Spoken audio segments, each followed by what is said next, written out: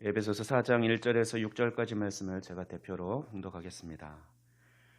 그러므로 주 안에서 갇힌 내가 너희를 권하노니 너희가 부르심을 받은 일에 합당하게 행하여 모든 겸손과 온유로 하고 오래 참음으로 사랑 가운데서 서로 용납하고 평안에 매는 줄로 성령이 하나 되게 하신 것을 힘써 지키라. 몸이 하나요 성령도 한 분이시니 이와 같이 너희가 부르심의 한 소망 안에서 부르심을 받았느니라. 주도 한 분이시요 믿음도 하나요 세례도 하나요 하나님도 한 분이시니 곧 만유의 아버지시라. 만유 위에 계시고 만유를 통일하시고 만유 가운데 계시도다. 아멘. 이 시간에는 하나 되게 하신 것을 힘써 지키라는 제목으로 함께 은혜를 나누고자 합니다.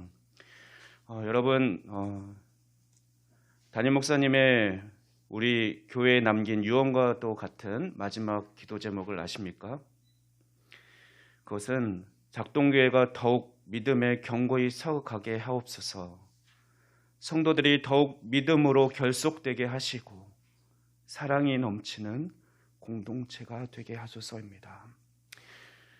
우리는 연초에 에베소서 말씀을 살펴보고 있는데 바로 이 에베소서의 주제와 같은 기도 제목으로 우리 교회를 위해서 기도하시는 가운데 하나님의 부르심을 받으셨습니다. 본문 1절 말씀에 그러므로는 앞에 말씀 1장부터 3장까지의 말씀을 한 내용을 근거로 해서 말하기 시작함을 우리가 알 수 있게 하고, 또 서술로 합당하게 행하라는 말을 통해 이제 실천적인 권면이 시작됨을 우리는 알 수 있습니다.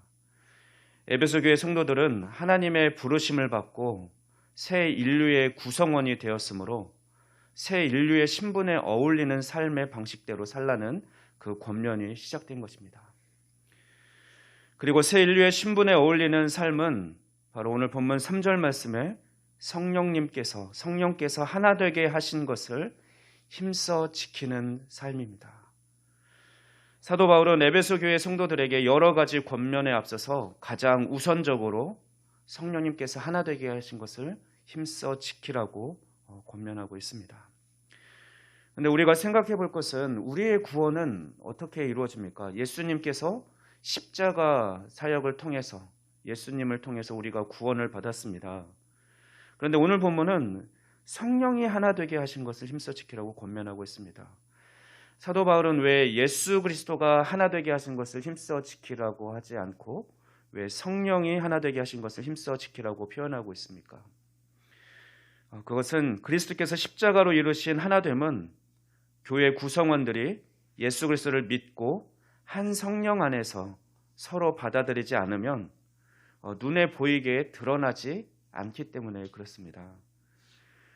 하나됨은 복음을 전하는 사람들이나 듣는 사람들을 통해서가 아니라 성령으로 실현됩니다. 성령은 복음을 듣는 사람들에게 예수 그리스도를 믿게 해주시는 것이고, 또 하나님을 아버지라고 부르게 하며 서로를 또한 형제라 자매라 그렇게 부르며 받아들일 수 있게 합니다. 그리고 우리가 분명히 기억할 것은 3절 말씀을 자세히 살펴보면 사도 바울은 에베소 교회 성도들에게 하나 되라라고 촉구하지 않습니다. 사도 바울은 성령이 하나 되게 하신 것을 힘써 지키라고 말하고 있습니다. 즉 성령의 하나됨은 사람들의 노력으로 사람이 창조할 수 있는 것이 아니라 복음 안에서 이미 하나님께서 주신 것, 성령님께서 이루어 주신 것이라는 것이고, 바로 우리 교회라는 그 교회 공동체 안에 교회의 본질로 내재된 것이라는 것입니다. 다만 그것은 성도들을 통해서 반드시 눈에 보이게 드러나야 하고 그렇게 유지되어야 하는 것뿐입니다. 그렇기 때문에 사도 바울은 에베소 교회 성도들에게 하나 되라라고 권면하는 것이 아니라 성령이 이미 우리를 하나 되게 하신 그것을 힘써 지키라고 권면하고 있는 것입니다. 그렇다면 성령님의 성령의 하나됨을 지키고 유지할 수 있는 그 방법은 무엇입니까? 3절 말씀을 다시 보면 평안에 매는 줄이라고 말하고 있습니다. 평안에 매는 줄로 성령이 하나 되게 하신 것을 힘써 지키라. 평안이라고 해석하는 헬라어 원어 에이레네는 평안보다는 사실 평화로 해석하는 것이 더 정확합니다. 즉 성령의 하나됨을 지키고 유지하는 방법은 평화에 매는 줄로입니다. 평화는 공동체 구성원들 사이에 이루어진 평온하고 화목한 상태를 의미합니다. 따라서 성령의 하나됨을 지키고 유지하기 위해 우리 공동체 구성원들은 지속적으로 서로를 받아들이는 그런 노력을 해야 되고, 또 지속적으로 사랑의 교제를 나누기를 힘쓰면서 그 평화의 상태를 유지해야 할 것입니다. 그렇다면 이번에는 그 공동체를 하나로 묶는 평화에 매는 줄은 또 어떻게 만들어질 수 있는지 살펴보겠습니다. 사도 바울은 2절 말씀에서 그 재료들을 말하고 있습니다. 그것은 바로 겸손, 온유, 오래 참음, 사랑입니다. 겸손은 첫 아담의 교만과 죄를 뒤집는 것으로서 하나님을 경외하고 그 은혜에 의지해서 사는 자세입니다. 마지막 아담이신 예수님께서는 자기를 낮추시고 죽기까지 겸손의 본을 친히 보여주셨습니다. 교만은 분열을 일으키고 공동체를 무너뜨립니다. 반면 자신을 낮추고 남을 나보다 낮게 여기는 겸손은 공동체의 평화와 하나됨을 함양합니다. 온유는 자기 권리를 주장하지 않고 다른 사람을 배려하는 것입니다. 또 오래 참음은 다른 사람의 약점을 포용하는 것이고, 또 다른 사람의 잘못에 대해서 분노하거나 보복하지 않고 참아내는 것입니다. 사랑은 겸손과 온유와 오래 참음과 함께 서로 용납하고 성령의 하나됨을 지키는 데 반드시 필요한 것입니다.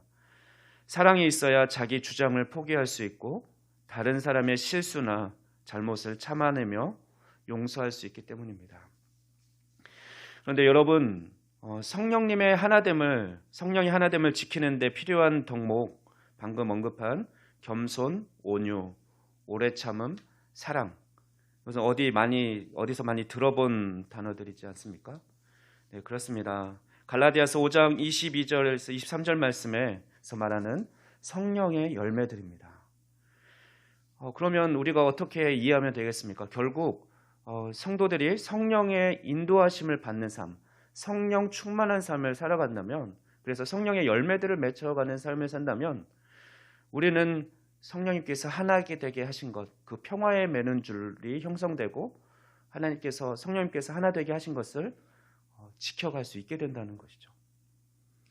정리하면 사도 바울이 새 인류가 된, 새로운 존재가 된, 새로운 피조물이 된 교회에 요구한 가장 우선적인 권면은 성령이 하나 되게 하신 것을 힘써 지키는 것이고, 또 그 방법은 평화에 매는 줄로 가능하다고 했는데, 또 그 평화의 줄의 재료는 바로 성령의 열매인 것을 우리가 확인했습니다.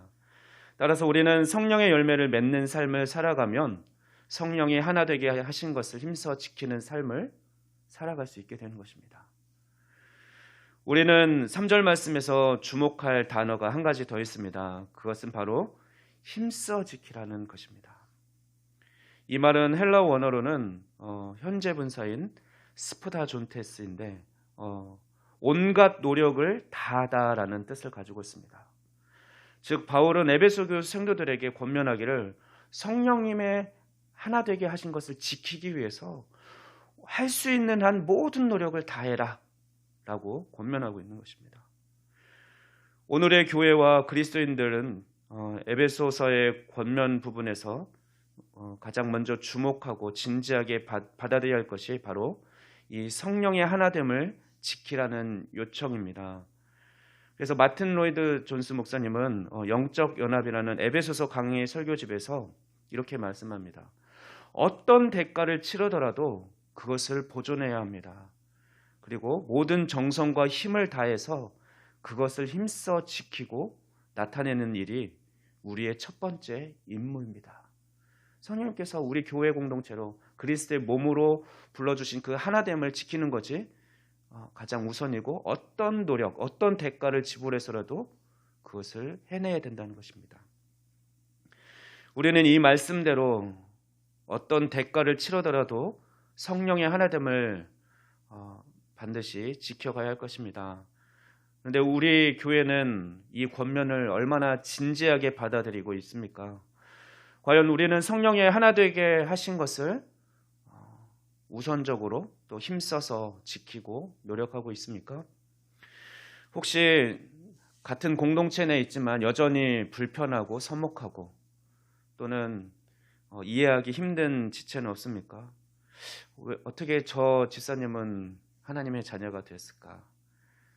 저 집사님만 없으면 우리 교회 공동체가 더 좋은 모습일 수 있을 텐데 이렇게 생각하거나 나는 저 사람이랑은 얘기하기도 싫어 이렇게 조금 담을 쌓고 있는 그런 지체는 그런 성도님은 없습니까? 우리는 이렇게 다른 사람을 내가 판단하고 정죄하는 교만을 내려놓아야 합니다.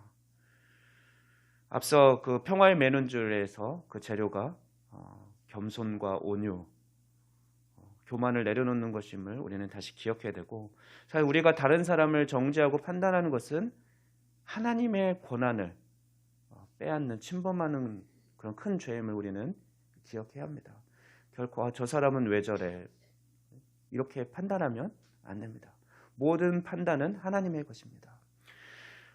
우리는 또한 어떤 분은 그런 자세로 지내는 분도 있을지 모르겠습니다. 무너진 관계를 회복하기보다는 그냥 덮어놓고 그냥 회피하는 그런 분은 없습니까? 오늘 이후로 오늘 이 말씀 그렇게 가장 우선적으로 권면한 성령이 하나 되게 하신 것을 힘써 지키라는 권면, 그리고 우리 박재호 목사님의 유언과 같은 그런 기도, 또 나중에 또 다시 말씀드리겠지만 예수님의 제자들을 향했던 마지막 기도에, 간절한 기도에도 그 하나됨을 강조하셨던 것처럼 우리는 우선적으로 혹시 내 안에 온전히 하나 되지 못한 부분이 있다면 그 부분을 하나님께 맡기고 성령님을 의지하면서 무슨 노력을 기울이더라도 그 부분을 해결하고 오직 하나 되게 하신 것을 힘써 지키는 데 최선을 다해야 할 것입니다. 우리 교회 안에는 더 이상 거리가 없어야 합니다. 벽이 없어야 합니다. 예수님께서는 그 눈에 보이지 않는 아주 두터운 벽, 유대인과 이방인들, 유대인들은 이방인을 개 취급했거든요. 똥 취급했습니다. 더럽고 결코 구원받을 수 없는 존재, 자신들만 선택받은 민족이고 유대인들만 구원을 받을 수 있다라고 얘기를 했는데, 그렇게 믿고 그렇게 했는데 하나님께서는 그걸 다 허무셨습니다. 예수님께서는 십자가의 사역으로 막힌 담을 모든 것을 허무시고 모든 인류를 동일하게 사랑하시는 그 사랑을 증명해 보여주셨습니다. 따라서 그렇게 하나님께서 모든 막힌 담을 허물어 주셨는데, 하물며 같은 하나님의 가족이 되고 같은 형제 자매가 된 우리가 조금이라도 그런 서로를 미워하거나 정죄하거나 또는 멀리하는 그런 마음이, 그런 서먹함이 있으면 안 되겠습니다. 우리 교회는 힘써서 목사님의 기도 제목이 우리의 기도 제목이 돼서 우리 교회를 위해서 기도할 때 우선적으로 우리가 하나 되기를, 서로 온전히 예수님께서 자신의 몸을 내어주시기까지 사랑하셨던 것처럼 주님 옆에 있는 지체를 사랑하게 해주세요. 그럴 수 있는 사랑을 내 안에도 허락해 주세요. 부어주십시오. 이렇게 간구하면서 또 그 사랑을 실천하며 살아가야 할 것입니다. 그렇다면 우리는 왜 하나됨을 지켜야 합니까? 사도 바울은 본문 4절에서 6절 말씀에서 그 근거들을 제시하고 있습니다.